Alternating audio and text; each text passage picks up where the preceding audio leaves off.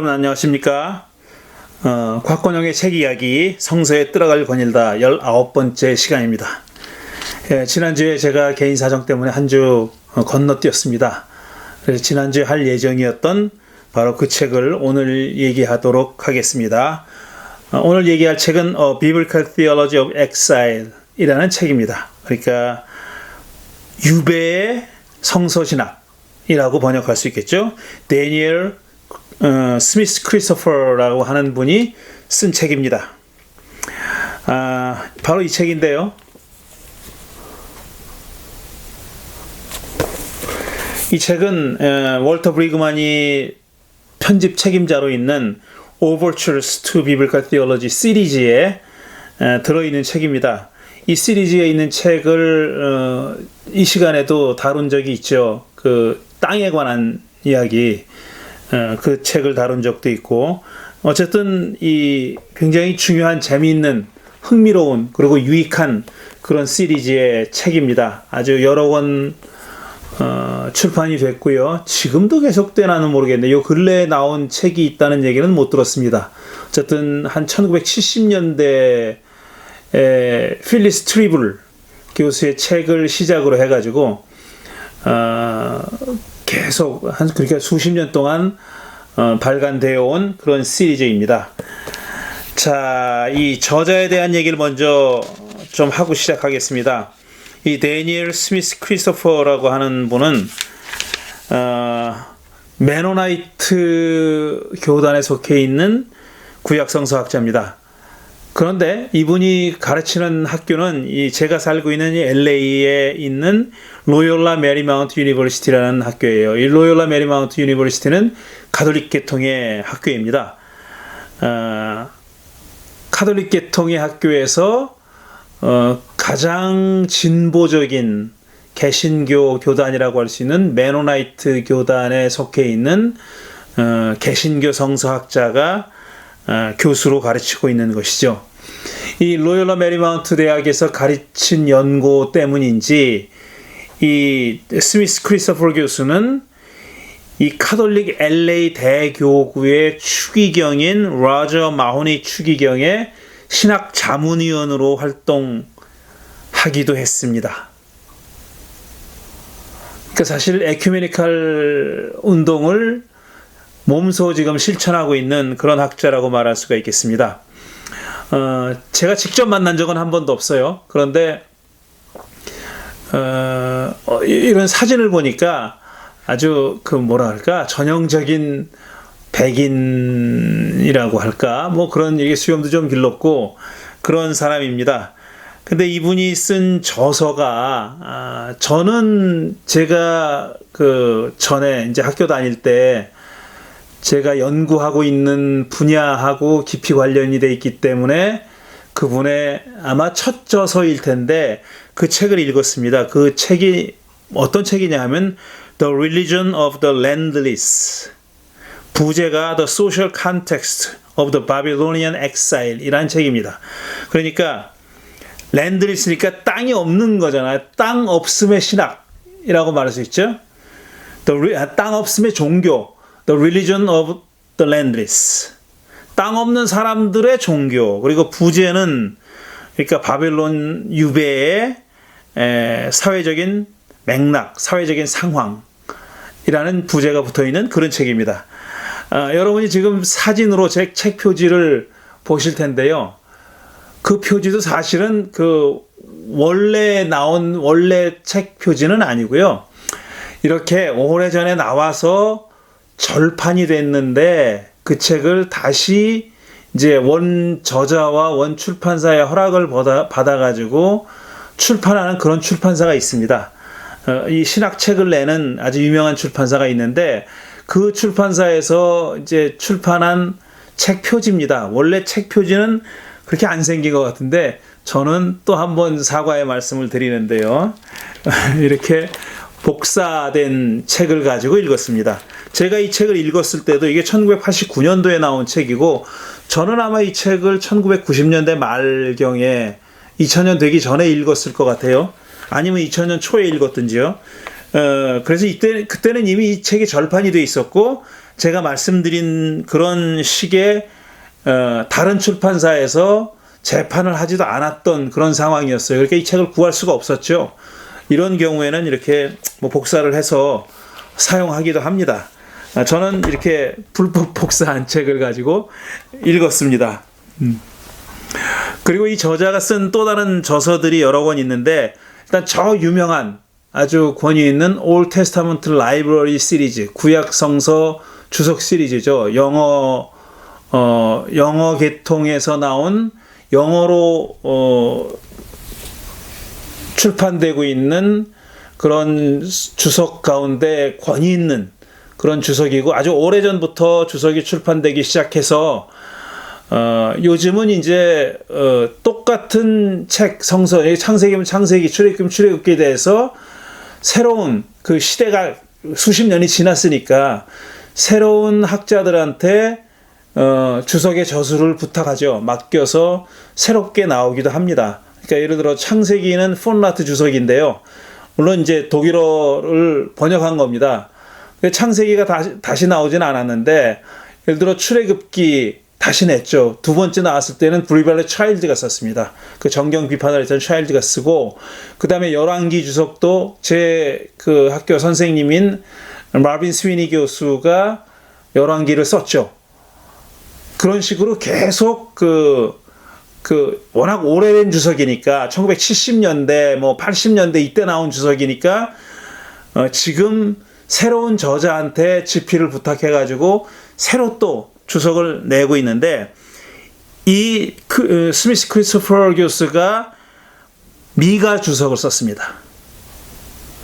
그러니까 새로 나온 주석이죠. 미가 주석이 2015년인가 2015년인가에 나온 걸로 알고 있는데, 그 미가 주석도 썼고, 그 다음에 New Interpreters Bible 시리즈가 있죠. Interpreters Bible 시리즈는 굉장히 오래된 주석이고, 그걸 또 이제 에빙던에서 새로 냈죠. New Interpreters Bible 시리즈의 다니엘서를 이 저자가, 오늘 얘기할 그 저자가 집필을 했습니다. 그러니까 뭐 양력을 보니까 1955년생인 것 같아요. 그러니까 나이가 이제 은퇴할 나이가 거의 돼가고 있는, 은퇴했는지도 모르겠어요. 그런 분이고, 아주 이제는 거의 원로급에 해당하는 그런 학자라고 말할 수 있습니다. 특히 이분이 물론 이제 미가서 주석 같은 것도 썼지만 포로기 혹은 유배 시기, 이스라엘의 포로 시기 혹은 유배 시기에 해당하는 그런 저술을 많이 썼습니다. 방금 말씀드린 대로 Religion of the Landless도 그런 책이고요. 그 다음에 오늘 얘기할 Biblical Theology of Exile도 마찬가지로 그 유배에 관한 신학 서적이 되겠습니다. 그런 책을 썼고, 자, 이제 이 책의 내용으로 들어가 보겠습니다. 이 책이 주장하는, 말하고자 하는 논지는 뭐냐면, 주요한 논지, 그러니까 thesis는 뭐냐면은 이런 거예요. 세 가지 정도로 나눠서 생각할 수 있는데, 정리할 수 있는데 이런 겁니다. 첫째로 이스라엘의 바벨론 유배는 역사적인 재앙이었던 것은 분명합니다. 예루살렘만 파괴된 게 아니라 그 이전에 한 150년 전에 북왕국 이스라엘은 아시리아에게 멸망당했죠. 그래서 사마리아가 박살나고, 그 다음에 이스라엘 주민들이, 북왕국 이스라엘 주민들이 이제 많이 포로로 잡혀갔고 산산이 뿔뿔이 흩어져서 살아야 됐고, 그 다음에 그 땅에는 다른 민족들이 들어와서 사는 그런 아시리아의 정책에 따라서 그렇게 됐잖아요. 근데 그로부터 한 150년이 지난 후에 남쪽 유다가 망하는데, 남쪽 유다에 특히 예루살렘에 있는 성전이 파괴되고, 역시 남쪽 유다도 바벨론 제국에 의해서 많은 사람이 포로로 잡혀가고 유배 생활을 했고, 그런 과정을 겪었죠. 분명히 그러니까 이스라엘의, 정확하게 얘기하면 남쪽 유다의 바벨론 유배는 역사적 재앙이긴 했습니다. 그건 맞는 말인데, 동시에 중요한 사회적 종교적 결과를 낳은 어떤 종교적 대응이 벌어졌던 시대, 그 처참한 파괴와 멸망에 대한 어떤 그걸 하나님이 내려준 징벌이라고 생각했고, 그 다음에 그 징벌을 우리가 자기들이 어떻게 받아들여야 하고, 어떻게 새로운 정체성을 만들어내고, 새롭게 시작할 것인가 하는 계기가 된 겁니다. 그러니까 단순히 파괴적인 결과만 낳은 사회적, 역사적 또 종교적 재앙이었던 것만은 아니다 이겁니다. 어떤 새로운 창조, 이 폐허 속에서 새로운 창조가 이루어졌던 시기이기도 하다는 것이고, 그랬기 때문에 인류의 역사는 그 이후에도 수많은 유배와 그 다음에 난민과 뭐 이런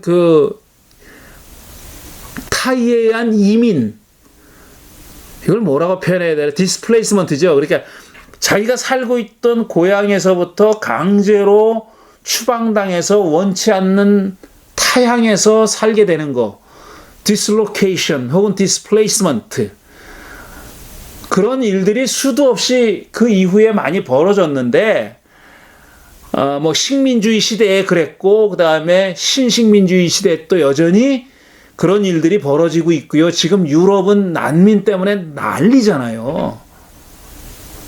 난민 때문에 난리지 않습니까? 그걸 받아들이느냐 마느냐 가지고 나라마다 차이를 보이고 있고요. 그 다음에 난민들이 들어와 가지고 사실 사회 문제가 되기도 했고, 그 난민들과 어떻게 하면 어떻게 더불어 살아야 될 것인가 하는 것이 유럽의 많은 나라들의 중요한 사회 문제가 되어 있지 않습니까? 그런 문제를 해결하는 데 있어서 하나의 가장 오래된 모델이 될 수 있다는 겁니다. 그 이후에 계속 이어져 온 이 유배와 난민의 그런 역사의 하나의 중요한 모델이 될 수 있다라는 거, 연결점이 있다라는 것이고요. 그 다음에 세 번째로는 지금 현대 기독교가 어떤 처지냐 하는 겁니다. 현대 기독교는 과거에, 그러니까 한 수십 년 전에 제왕처럼 누렸던 그런 지배권, 권력을 다 상실해 버렸습니다. 지금은 많은 사람들이 religionless, landless가 아니라 종교 없는 삶이 더 행복하다. 종교가 인간의 행복에, 인류의 행복에 기여하는 측면보다는 오히려 갈등과 폭력과 전쟁을 일으키는 가장 나쁜 원인이고 요인이다라는 비난을 받고 있습니다. 그 종교가 지금은 엑사일 당한 그런 상태입니다. 종교가 지금 유배 당한 상태라는 거죠. 특히 기독교가 유배당한 형편입니다. 기독교가 서구 사회에서 그동안 오랫동안 누려왔던 그런 지배적인 위치를 이미 상실해 버렸고, 유배당하고 있는 거나 마찬가지다. 어떤 특정한 지역으로 쫓겨난 건 아니지만 현대의 삶 속에서, 현대인의 삶 속에서 유배당한 형편이고 개토 속에 지금 갇혀 있는 형편이라는 겁니다. 그렇다면은 우리가 지금 이 구약성서 바벨론 유배를 당했을 때 그들이 어떻게 대응했느냐 하는 것을 살펴본다면 현대 기독교가 지금 유배당한 처지에서 어떤 활로를 찾을 수 있을 것인지, 다시 옛날의 영화를 되찾자, 이건 말도 안 되는 개소리고요. 일어날 수 없는 일이고, 어떤 식으로 현대인의 삶에 자그마한 기여라도 할 수 있는, 의미 있는 어떤 존재가 될 것이냐 하는 그 중요한 질문에 대한 대답을 찾는 하나의 노력으로서 이 바벨론 유배의 신학을 살펴보자는 것이 저자의 논지입니다. 저자가 지금 이 책을 통해서 추구하는 바가 바로 그겁니다. 그래서 저자는 처음에 오랫동안 구약성서 신학이 오해해왔던 오해를 풀어야 된다고 생각하고 얘기하는데, 그게 뭐냐면은 이스라엘의 바벨론 포로기, 흔히 포로기라고 얘기하는데 사실 유배식이죠. 귀향식입니다. 귀향 갔던 시기예요. 유배당했던 시기. 그러니까 엑사일이라는 말이 그거잖아요.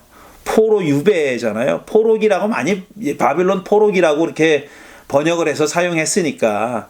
하지만 저는 포로라기보다는 유배라는 말이 더 적당하다고 보는데 그 바벨론 유배에 대한 이해가 달라져야 된다 하는 겁니다. 그게 변해야 된다. 그동안 잘못 생각하고 있었다라는 건데 바로 조금 아까 말씀드린 거하고 같은 맥락인데요.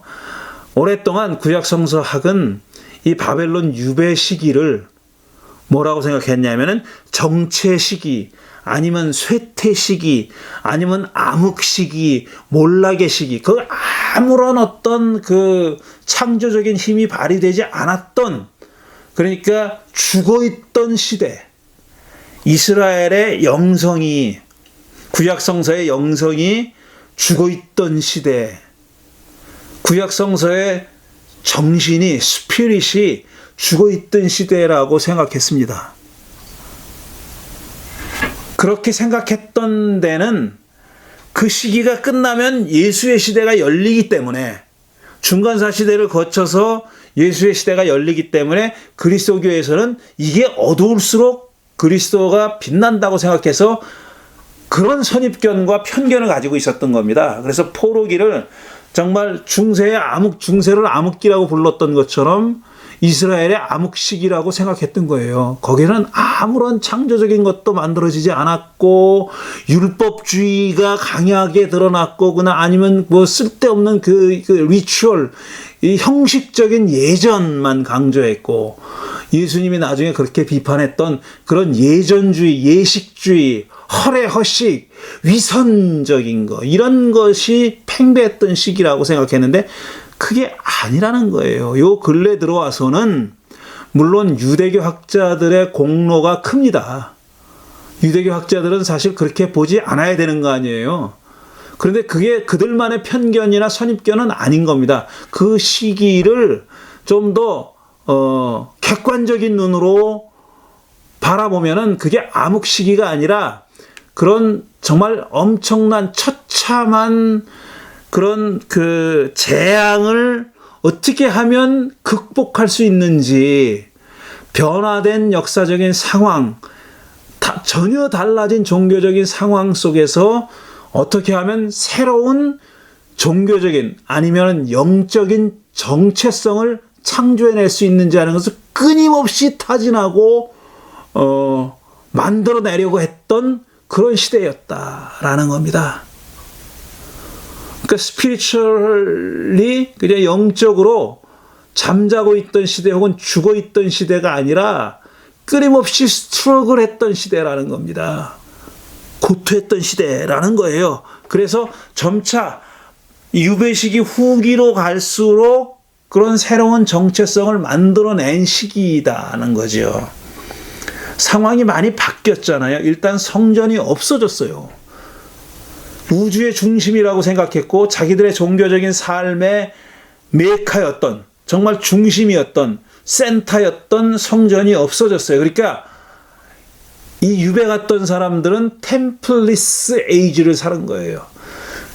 성전이 없는 시대를 살았는 거고, 그 다음에 이 저자가 첫 번째 저서에서 얘기했듯이 랜드리스, 땅이 없는 시기를 살았고, 땅이 없는 그런 상황에서 어떻게 하면 자기들의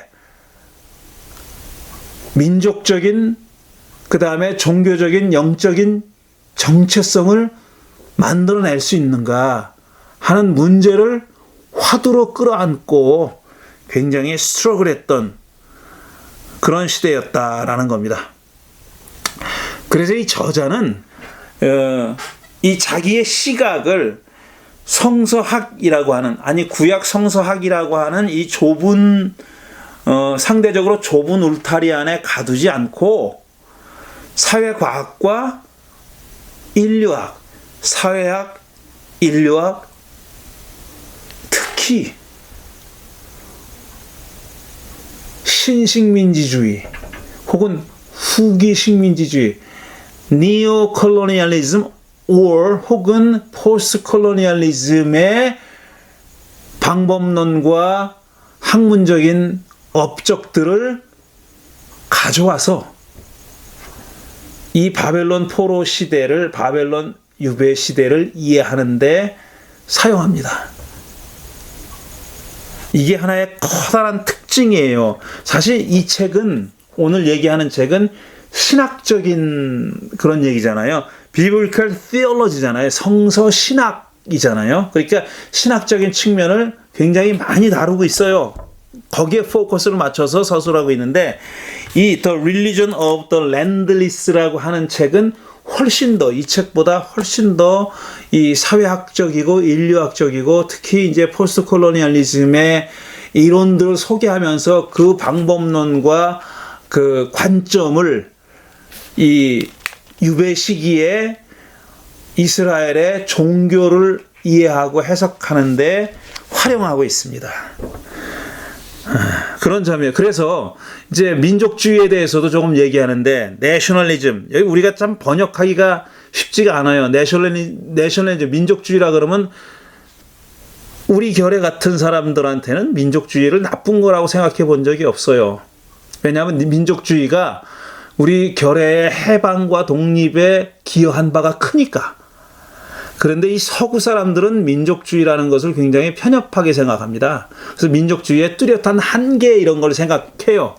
그 말이 전적으로 틀렸다고는 생각하지 않아요. 민족주의가 필요했던 시기가 있지만 그게 이제 더 이상 중요한 어떤 프레임이 되지 않는데 여전히 그걸 고집하는 경우도 있죠. 그걸 이제 국수주의라고 흔히 부르는 건데, 쇼비니즘이라고 부르는 건데, 민족 내셔널리즘하고 쇼비니즘하고의 경계가 그렇게 분명하지 않지 않습니까? 근데 어쨌든 민족주의라는 것은 뭐냐면은 이 해방운동이 벌어지고 있던 시기에 일정한 역할을 하지만, 그게 항상, 그게 꾸준히 가는 건 그 내내 그렇게 일관적으로 일시적인 중요성을 갖지, 그게 항구적으로 중요한 어떤 의미를 갖고 있는 패러다임은 아니다. 그런 프레임은 아니다라는 것이 이 저자의 생각이고, 이럴 때 우리는 그런 어떤 내셔널리즘보다는 포스트 콜로니얼리즘 혹은 니오 콜로니얼리즘의 패러다임을 적용하는 것이 더 현실 적합성이 있다라고 이렇게 주장하고 있습니다.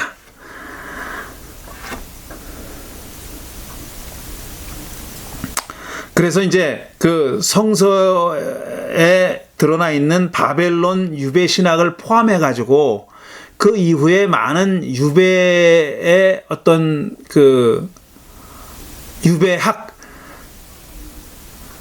관한 어떤 신학, 디아스포라 신학 이런 것들의 특징으로서 이제 에스니시티를 얘기하는데, 이걸 뭐라고 번역해야 될지 모르겠어요. 민족성이라는 말은 좀 내셔널리즘이랑 헷갈리니까 좀 그렇긴 한데, 이 에스니시티 또는 정치적 패권이 중요한 혹은 유일한 사회 구조적 요소가 아닌 상황. 그러니까 에스니시티가 중요한 상황이 아니니까 뭐 우리가 단일 민족이니 뭐 백이 민족이니 이렇게 하는 게가 다 신화적인 얘기 아닙니까? 굉장히 오래전부터 섞여 살고 있던 사람이잖아요. 근데 이제 이 디아스포라 신학이나 아니면 유배 신학은 남의 땅에 가서 사는 거예요. 어쩔 수 없이 남의 땅에 가서 살아야 되는 거예요. 그러니까 섞일 수밖에 없는 상황이 있는 겁니다. 그 남의 땅에 가서 살면서 혈통의 어떤 순수성을 지킨다? 그건 말도 안 되는 소리고, 그걸 또 허용하지 않아요. 그 사람들을 그 땅으로 몰아낸 그 권력 있는, 힘 있는 어떤 제국주의는 그걸 허용하지도 않아요. 왜냐하면 왜 글로 갖고 데려갑니까? 섞이라고 데려가는 거잖아요. 그러니까 섞일 수밖에 없어요. 그러니까 에스니시티가 어떤 그 에스닉이 이거 참 번역을 못해가지고, 그런 민족성이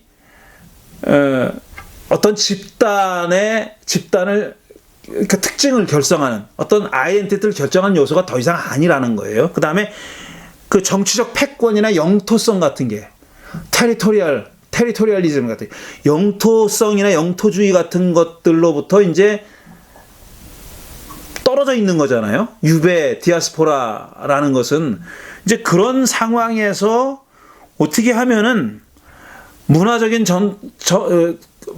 어떤 정체성을, 종교적 정체성과 포함해 가지고요, 문화적인 정체성을 유지할 수 있느냐 하는 것이 과제가 되어 있는, 그게 바로 유배 신학 디아스포라 신학이라는 겁니다. 그 다음에 두 번째로는 콘스탄틴적으로 패권을 장악했던 기독교.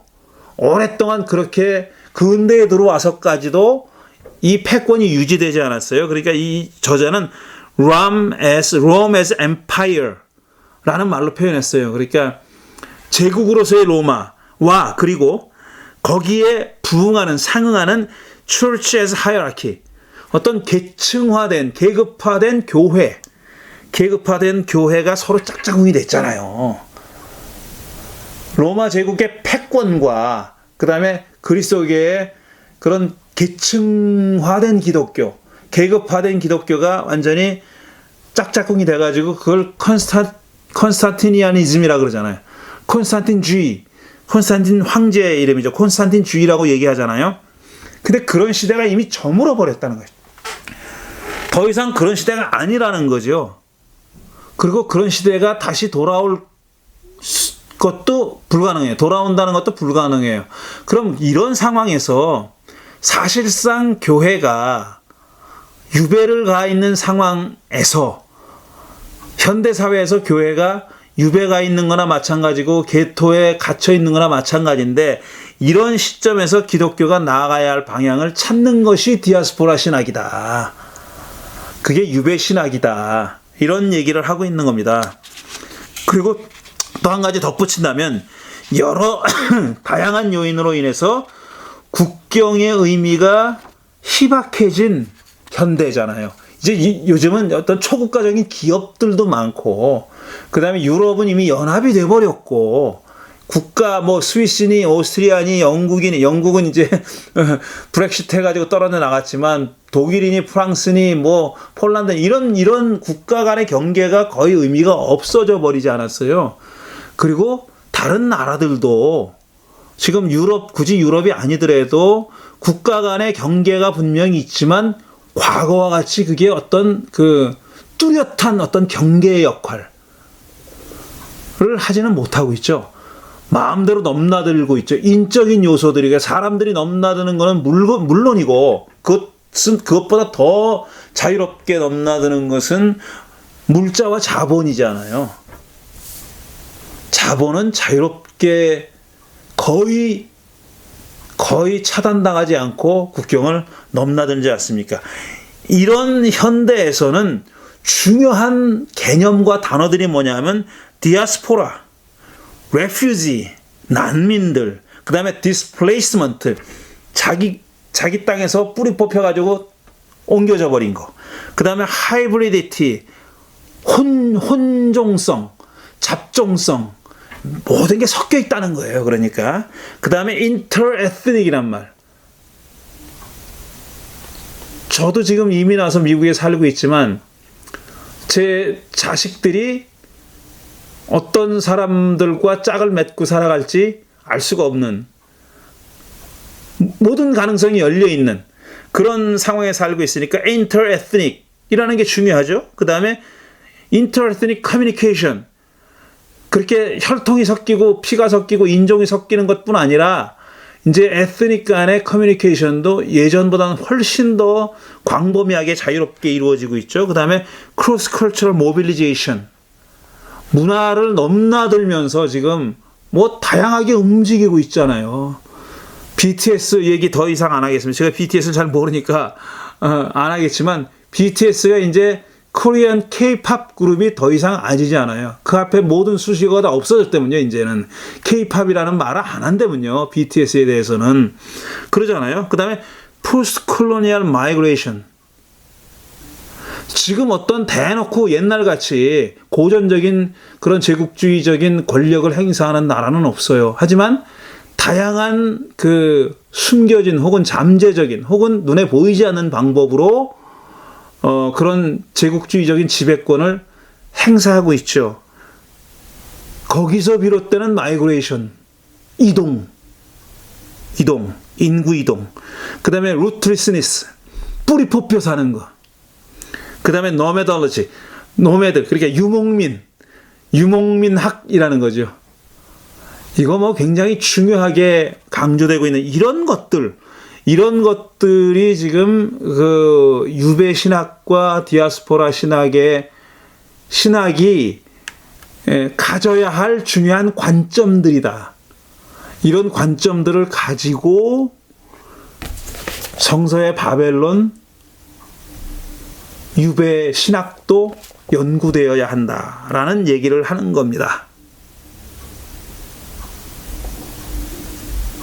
저는 굉장히 중요한 관점이라고 생각해요. 제가 지금 좀 그 빗나간 얘기를 하자면은 앞으로 제가 이 바벨론 유배에 관한 책들을 몇 권 더 얘기하려고 그래요.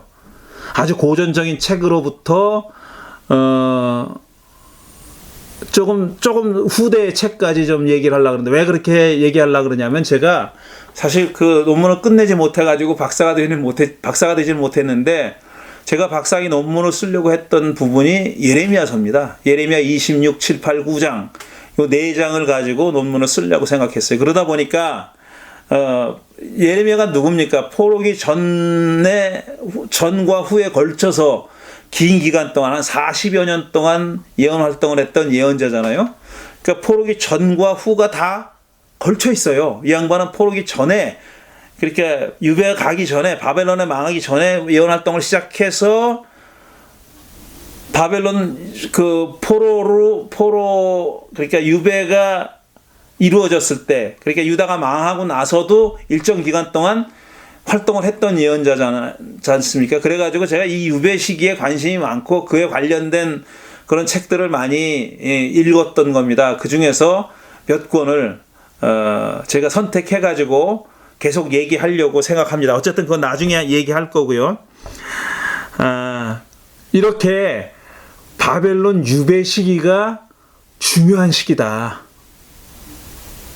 저자의 생각은 그렇고 많은 요즘 구약학자들의 생각이 그렇습니다. 바벨론 유배 시기가 옛날에 생각했던 것처럼 암흑 시기, 정체된 시기, 그 다음에 그 죽었던 시기, 쇠퇴와 몰락의 시기, 그거라고 생각하지 않아요. 그런 생각하지 않고 굉장히 중요한 어떤 일이 벌어졌던, 스트러글 했던, 새로운 정체성을 만들어내기 위해서 스트러글 했던 시기라고 그렇게 여기고 있습니다. 그게 거의 정설이 되어가고 있는데, 하지만 저자가 또 경계하는 건 뭐냐면, 그렇다고 해서 그 유배 시기를 무슨 장밋빛 어떤 그런 시기는 아니었다는 거죠. 미화하는 것에 대해서는 철저하게 경계해야 된다. 물질 세간과 현실은 굉장히 열악했다는 겁니다.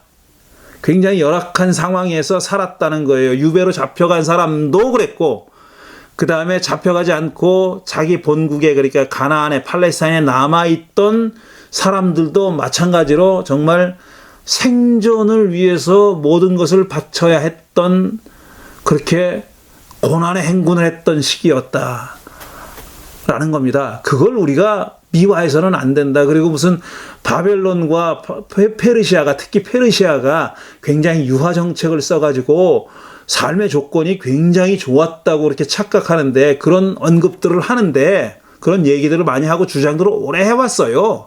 그게 수십 년 전까지만 해도 그게 정설이었습니다. 그런데 요즘은 그렇게 생각하는 사람 거의 없어요. 페르시아도 해먹을 거 다 해먹었다. 바벨론, 페르시아도 여타 다른 어떤 제국과 다를 게 없다. 크게 다르지 않았다라는 것이 요즘의 학자들의 거의 공통된 생각입니다. 그러니까 유배를 미화하는 것에 대해서는 우리가 충분히 경계해야 된다라는 겁니다. 그래서 이제 조금 더 구체적으로 구약성서의 바벨론 유배 신학에 대해서 이제 얘기를 할 때 먼저 전제해야 될 사항이 뭐냐면, 바벨론 유배 사건 그 자체에 대한 역사적인 이해가 일단 필요하다. 그러니까 유다가 바벨론에 망하고 그 다음에 유배를 갔던 시기, 그 시기에 유배를 갔던 사람들의 유배 초기의 생활과 그 다음에 본국에 남아 있었던 사람들의 삶의 조건, 그들의 상황, 그들의 종교적인 어떤 그 상황과 갈등, 딜레마, 이런 것들을 좀 정확하게 알 필요가 있다. 분명하게 정확하게 알 필요가 있다는 것이고요. 거기에 플러스해서 유배 이후에 바벨론과 페르시아 제국 시대에 유대 사회가 처해 있던 사회적 현실에 대한 비판적 이해가 필요하다. 그 이후에, 그러니까 지금 우리 성경으로 보자면은 에스라 느헤미야 역대기 시대, 그러니까 기원전 5세기 400년 뭐 요때 얘기하는 거예요.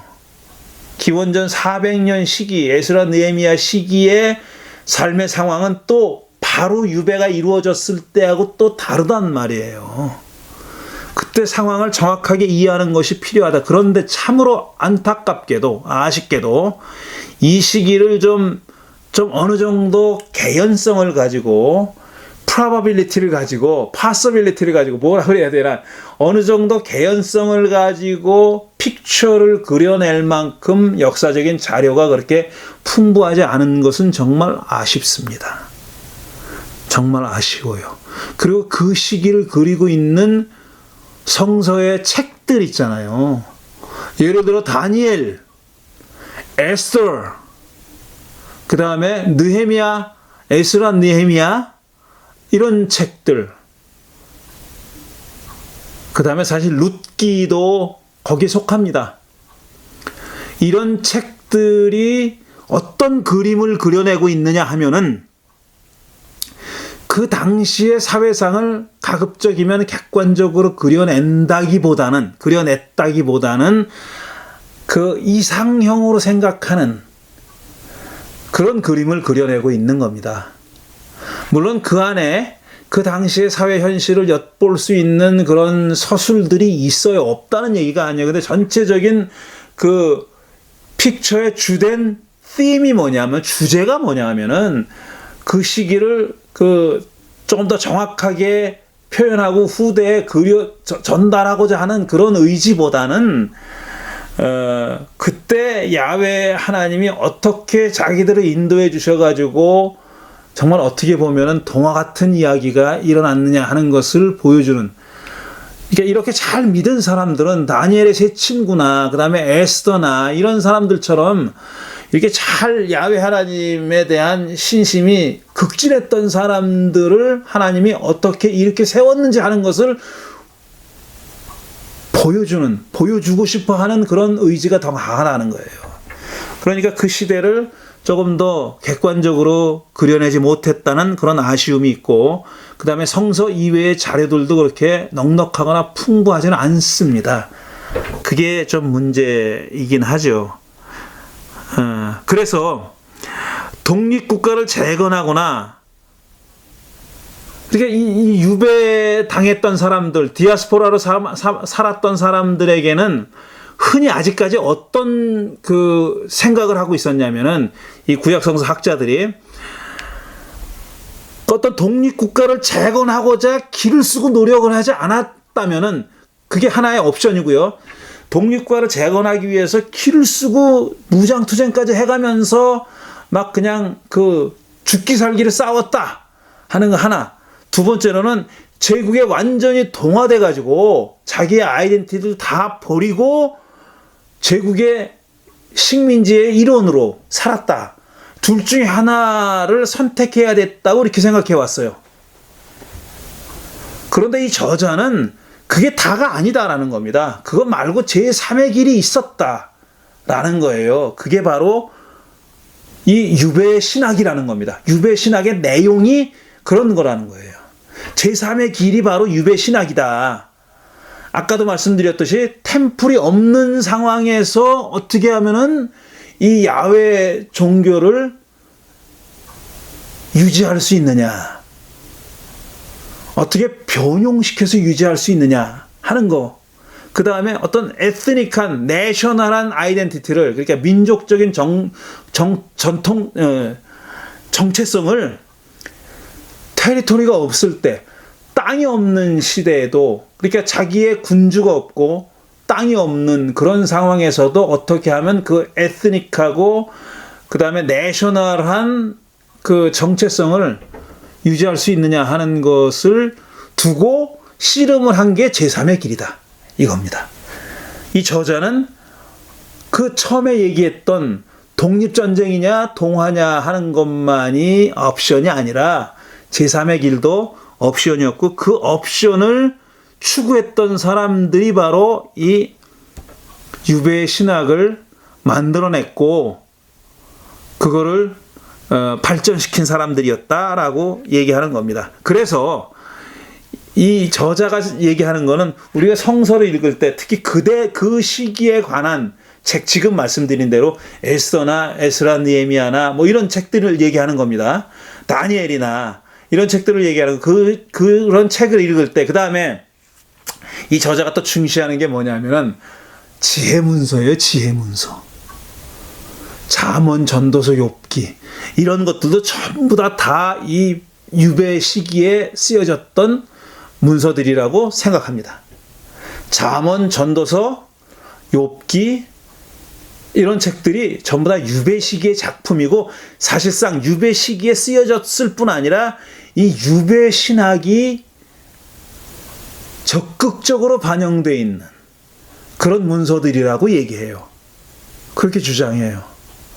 근데 이런 문서들을 읽을 때 우리가 어떤 주의를 하면서, 어떻게 주의하면서 읽어야 되느냐 하면은, 그게 이 사람은 퍼블릭 트랜스크립트 하고 히든 트랜스크립트라는 말을 해요. 그 트랜스크립트는 뭐라고 번역해야 되나요? 사실 트랜스크립트는 성적표잖아요. 성적표. 영어로 얘기하면은 성적표인데, 그러니까 퍼블릭 트랜스크립트는 드러내놓고 하는 어떤 문서, 겉으로 드러나 있는 문서를 얘기하는 거예요. 겉으로 드러나 있는 성적표 하고 히든, 감춰져 있는 문서, 감춰져 있는 성적표는 구별해야 된다. 그러니까 겉으로 얘기하는 것과 그 배후에 감춰져 있는 얘기는 구별해야 된다라는 겁니다. 겉으로는 이렇게 쉽게 얘기하면 이겁니다. 잠언 같은 것이 어떻게 보면은, 잠언의 많은 귀절들은 사필 귀정을 얘기하잖아요. 연락에 일한 놈은 쉬는 거다.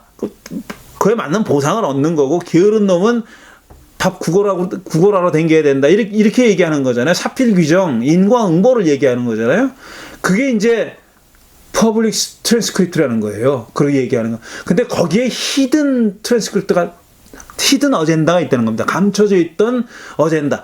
그거는 뭐냐면은, 이 유배 시기를 살던 사람들이 생존 전략이 거기 들어있다 이거예요. 유배 시기를 살았던 사람들이 가졌던 생존 전략이 그 안에 들어있다라는 겁니다. 나중에 좀 자세히, 오늘은 얘기할 시간이 없고요. 나중에 자세히 얘기하겠지만, 예를 들어 잠언에 이제 뭐 윗사람을 공경하고 이렇게 하라는 얘기가 나오잖아요. 그게 그냥 평화로운 사회에서는 윗사람의 절 잘하고 인사 잘하고 공경하고 이런 얘기예요. 그런데 이 유배 갔던 사람들의 입장에서는, 그러니까 이 유배 갔던 사람들의 멘탈에서는 그 사람들한테는 그거는 뭐냐면 생존 전략이라는 거예요. 그렇게 안 하면은 안 되는 거예요. 그렇게 안 하면은 살 수가 없었다는 거예요.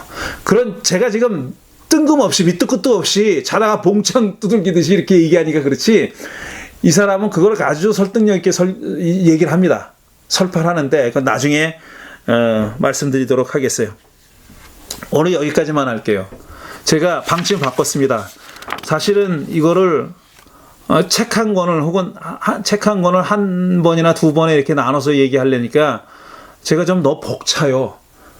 사실 수요일에 하는 프로그램도 있고 올리는 영상도 있고 또 금요일에 올리는 영상도 있는데, 그 두 가지를 일주일에 두 개를 다 하다 보니까 너무 벅차고, 그래서 이 금요일에 하는 거는 시간도 좀 줄이고, 그 다음에 뭐 세월이 좀 먹냐라는 식으로 생각하기로 했어요. 내일 모레 예수님이 다시 오시는 것도 아니니까 좀 잘게 잘라서 나눠서 여러 번에 나눠서 얘기하도록 그렇게 하겠습니다. 그러니까 책 한 권 가지고 뭐 3번이 될 수도 있고 4번이 될 수도 있고, 이 책은 결국 딱 200페이지 되는 책이거든요. 근데 200페이지짜리 책도 여러 번 나눠서 얘기할 그런 생각을 가지고 있습니다. 오늘은 서론격으로 여기까지만 말씀드리고, 이제 다음 시간부터는 구체적으로 이 저자가 이 유배 신학에 대해서 어떻게 얘기하고 있는지 하는 것을 계속 이어가도록 하겠습니다. 오늘은 여기까지 하겠습니다. 예, 감사합니다.